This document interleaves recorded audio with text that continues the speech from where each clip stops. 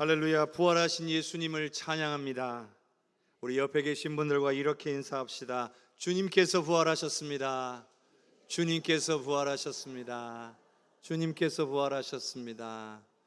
부활의 큰 기쁨의 소식을 널리 증거하는 우리 성도님들 되시기를 바랍니다. 우리 옆에 계신 분들과 인사 나눕시다. 사랑합니다. 축복합니다. 사랑합니다. 축복합니다. 사랑합니다. 축복합니다. 오늘 특별히 칸타타로 우리 하나님 앞에 영광 올려드린 우리 찬양대 위에 하나님의 크신 은혜와 복을 충만히 부어주시기를 주님의 이름으로 축복합니다. 십자가의 죽음과 무덤에서의 부활, 이것은 오늘 우리에게 가장 뜻깊고 은혜로운 그러한 사건입니다. 죽음에 대해서 우리는 분명히 알아야 하고, 우리에게 부활이 임했다라고 하는 것에 대해서도 분명하게 알아야 합니다. 먼저 우리는 죽음에 대해서 알아야 하는데, 성경에서 말하는 죽음은 단순하게 육체의 죽음만을 말하는 것이 아닙니다. 사고나 질병 혹은 노안으로 이 세상을 떠나는 것만을 뜻하는 것이 아닙니다. 성경에서 말하는 죽음은 피조물이 하나님과 관계가 끊어지는 것을 말합니다. 하나님과 관계가 끊어져 있다면 그것은 이미 죽은 것이다, 이렇게 보는 것입니다. 육체는 우리가 여전히 호흡하고 살아가고 있으니까요, 이것은 육적인 의미가 아니죠. 성경에서 말하는 죽음은 영적인 의미입니다. 영적으로 죽었기 때문에 하나님과 소통할 수 없는 존재가 되었는데 그 자체가 이미 죽은 것이다, 그런 뜻입니다. 성경에도 나와 있습니다. 에베소서 2장 1절의 말씀, 우리 화면을 통해 같이 읽어보겠습니다. 그는 허물과 죄로 죽었던 너희를 살리셨도다. 이미 모든 인생이 죽은 것이라 말씀하고 있어요. 과거 우리는 허물과 죄로 죽었었다는 거죠. 죽은 상태였다는 거예요. 영적인 거죠. 육적으로는 호흡하고 살아가지만 이미 영적으로 우리는 죽어 있었다라는 거예요. 그리고 그 죽음의 원인이 다름 아닌 허물과 죄라고 말씀하고 있는 겁니다. 이 허물과 죄가 오늘 우리와 하나님 사이를 갈라놓은 거예요. 왜냐하면 하나님은 거룩하신 분이고 우리는 죄를 가진 존재예요. 죄와 거룩은 함께할 수가 없습니다. 그러니 죄를 가진 인간이 하나님 앞에 나아갈 수 있는 자격을 잃어버리게 된 겁니다. 이걸 가리켜서 성경에서 죽음이라고 말합니다. 예수 믿기 전에 저와 여러분은 영적으로 죽은 자였음을 믿으시기를 바랍니다. 그런데 방금 읽은 말씀에 예수님께서 영적으로 죽은 우리를 살리셨다는 거죠. 바로 십자가로 살리신 것입니다. 우리의 죄 문제를 해결하셨기 때문이죠. 우리의 죄가 해결받을 수 있는 길을 열어주시는 거예요. 사랑하는 성도 여러분, 예수님의 십자가의 죽음이 오늘 믿는 자의 모든 죄를 해결하였음을 믿으시기를 바랍니다. 죽음은요, 죽음 자체로 끝이 나서는 안 돼요. 반드시 부활이 있어야 합니다. 그래야 오늘 우리에게 소망이 있는 거예요. 부활이 또 중요한데요, 그것은 죽기 전과 부활한 후는 완전히 다르기 때문에 그래요. 죽기 전의 나, 실제로는 영적으로는 이미 죽어 있는 존재죠. 영적으로 죽어 있는 존재이기 때문에 죄에 매여서 마귀에게 종노릇하며 살았었습니다. 그런데 우리에게는 특별한 죽음이 임합니다. 바로 예수님의 십자가의 죽음을 통해서 예전의 나도 함께 죽는 거예요. 말하자면 이전의 나, 하나님과 단절된 나는 죽는 거예요. 그리고 예수님의 부활을 통해서 나도 새로운 존재로 변화되는 겁니다. 바로 예수님의 부활은 오늘 우리의 부활이고 우리에게 새로운 삶을 가져다 준 것입니다. 고린도전서 15장 21절과 22절을 함께 읽겠습니다. 사망이 한 사람으로 말미암았으니 죽은 자의 부활도 한 사람으로 말미암는도다. 아담 안에서 모든 사람이 죽은 것 같이 그리스도 안에서 모든 사람이 삶을 얻으리라. 사망이 한 사람으로 말미암았다고 하는 것은 인류의 조상인 아담의 범죄로 인해서 오늘 모든 사람들에게 죄가 들어왔다는 거죠. 그래서 모든 사람에게 사망이 임한 겁니다. 죽음이 임한 거예요. 그런데 죽은 자의 부활도 한 사람으로 말미암았다라고 하는 것은 바로 예수님께서 죽었다가 부활하셨기 때문에 오늘 예수 믿는 오늘 우리도 죽었다 부활할 수 있게 된다는 뜻인 것입니다. 계속해서 고린도전서 15장 20절을 함께 읽겠습니다. 그러나 이제 그리스도께서 죽은 자 가운데서 다시 살아나사 잠자는 자들의 첫 열매가 되셨도다. 예수님이 죽은 자 가운데서 부활하셔서 잠자는 자들의 첫 열매가 되셨다는 거예요. 잠자는 자들이 말하는 것은 육신의 죽음을 맞은 자들을 가리키는 겁니다. 성경에서는 잠자는 자라고 표현한 게 육신의 죽음을 뜻하는 거예요. 그런데 잠자는 자들이란 말은 또 깰 때가 있다는 뜻도 있는 거죠. 그러니까 이것은 부활을 뜻하는 말이기도 해요. 육신의 죽음을 맞이한 자들에게는 부활의 때가 있음을 말씀하신 거죠. 그 증거가 바로 예수님의 부활이라는 거예요. 생각해 보세요. 예수님께서 부활하시지 않으셨다면 죽은 자가 다시 산다는 말을 어떻게 믿을 수 있습니까? 부활의 확실한 증거가 바로 예수님이시라는 거죠. 그러니 부활하신 예수님을 만난 사람들은 부활을 안 믿을 수가 없는 거예요. 예수님도 죽었다 다시 사셨으니까 오늘 우리도 비록 육신으로는 죽을지라도 다시 살 수 있게 되는구나, 이것을 믿고 증거하게 된 것입니다. 또한 예수님은 잠자는 자들의 첫 열매가 되셨다고 했어요. 첫 열매가 있다는 건 다음 열매가 있다는 거죠. 바로 그 다음 열매가 누구예요?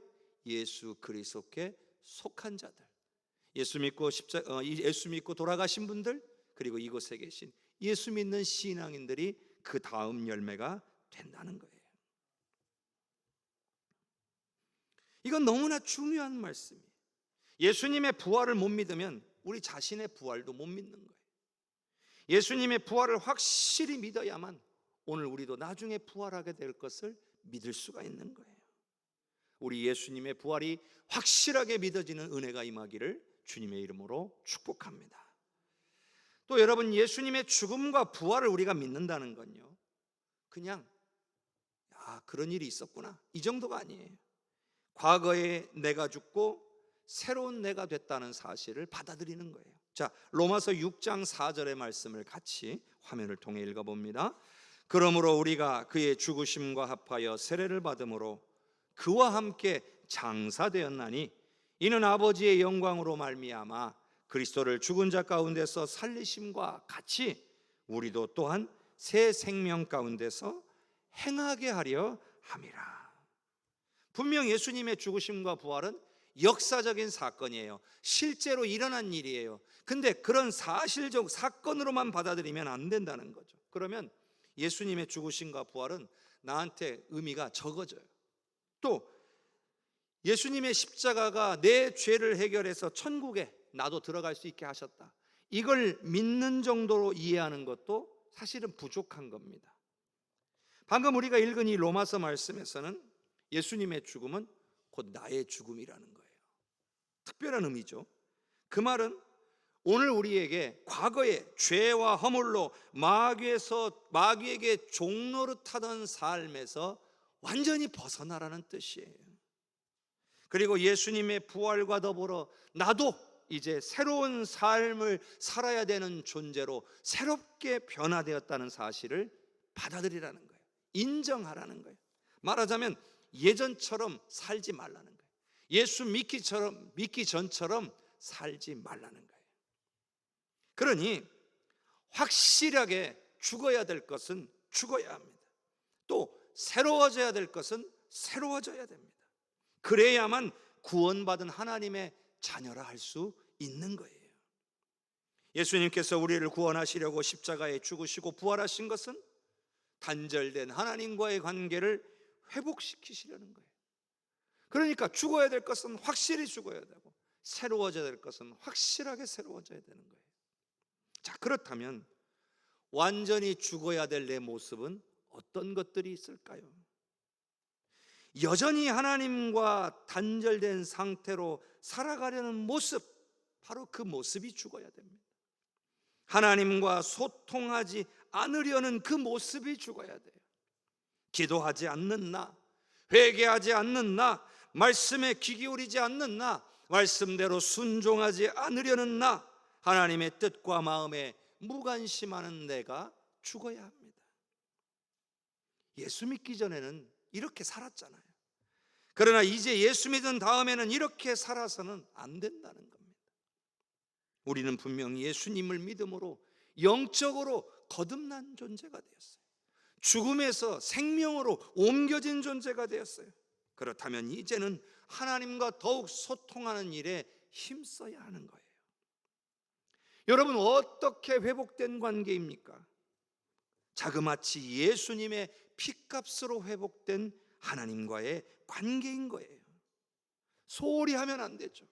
늘 깨어 기도해야 됩니다. 항상 자신을 돌아보며 회개할 것은 회개해야 됩니다.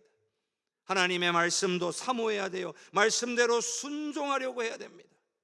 그래야 이 회복된 하나님과의 관계가 더욱 아름답고 은혜롭게 유지할 수가 있는 거예요. 그래야 하나님이 약속하신 은혜와 복도 받아 누릴 수가 있는 것입니다. 사랑하는 성도 여러분, 죽음이라고 하는 것은요, 하나님 없이 살아가는 삶 그 자체를 말하는 거예요. 그러니까 하나님 없이 살아가는 것은 이미 죽은 거라는 겁니다. 말하자면 살아도 사는 게 아니에요. 아무런 의미 없는 삶이에요. 하나님 없이 사는 삶은 이 땅에서도 의미 없는 삶을 살 뿐만 아니라 하나님 앞에 나중에 심판대 앞에 서서 버림받게 될 것입니다. 여러분은 지금 어떻게 살아가고 계십니까?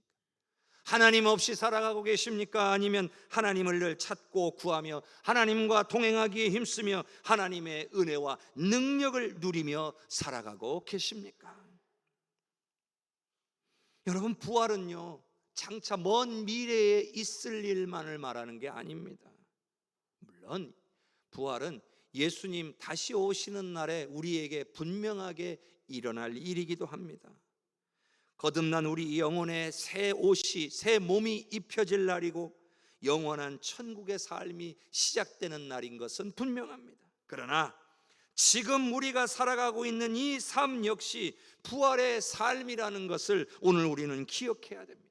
자, 로마서 6장 11절의 말씀을 같이 읽어봅니다. 이와 같이 너희도 너희 자신을 죄에 대하여는 죽은 자요 그리스도 예수 안에서 하나님께 대하여는 살아있는 자로 여길지어다. 여러분, 오늘 우리는 죄에 대하여는 죽은 자입니다. 왜요? 예수님께서 죽으셨기 때문에 내 죄도 같이 죄에 대해서는 죽은 자로 받아들여야 됩니다. 또한 예수 안에서 하나님에 대하여는 살아있는 자로 여기라는 거예요. 왜? 예수님이 부활하셨으니까 오늘 우리도 새로운 피조물로 부활되었다는 거예요. 그렇게 살아가야 된다는 말씀인 거예요. 더 이상 예수 믿기 전의 모습으로 돌아가서는 안 된다는 겁니다. 하나님과 단절된 상태로 살아가서도 안 된다는 거예요. 이제는 변화되었으니 늘 하나님과 소통하기를 사모하면서 하나님을 향해 걸어가야 되는 거예요. 에덴 동산에서 우리를 창조하실 때 하나님과 함께 기뻐할 수 있는 존재로 만드셨고, 천국에서의 삶도 하나님과 동행하면서 살도록 우리에게 예비되어 있잖아요. 그럼 이 땅에서 어떻게 살아야 돼요? 하나님과 동행하면서 하나님께 나아가는 삶을 살아야 할 줄로 믿습니다. 하나님이 기뻐하시는 삶을 살기 위해 힘써야 할 줄로 믿습니다. 영혼을 구원하고 연약한 자를 섬김으로 부활의 주님을 증거하는 삶을 살아야 할 줄로 믿습니다. 그것이 바로 예수님과 함께 죽고 예수님과 함께 부활한 오늘 우리가 살아야 하는 부활의 삶인 것입니다. 예수님의 죽으심과 부활은 먼 이야기가 아닙니다. 예수님만의 이야기도 아니에요. 오늘 저와 여러분의 이야기입니다. 주님을 찾지 않는 사람은 여전히 죽음에 머물러 있기를 원하는 사람이에요. 주님의 이름을 부르지만 말씀대로 살려고 하지 않는 사람도 여전히 죽음에 머물러 있기를 원하는 사람이에요. 오늘 부활주일에 예수님께서 부활하셨듯이 오늘 우리도 부활해야 하는 거예요. 전심으로 주를 찾고 구해야 됩니다. 주의 말씀에 귀 기울이고 순종해야 됩니다. 그리고 부활하신 예수님을 여러분의 가정에, 여러분의 형제, 여러분 이웃에게 널리 증거해야 합니다. 그래야 예수님과 함께 죽고 예수님과 함께 부활한 성도인 것입니다. 그래야 부활의 삶을 살아가는 구원받은 참된 신앙인인 줄로 믿습니다. 여러분, 더 이상 죽음에 머물러 계시지 마십시오. 당장 지금부터 예수님을 더욱 찾고 구하는 성도님들이 되시기를 주님의 이름으로 간절히 축원합니다.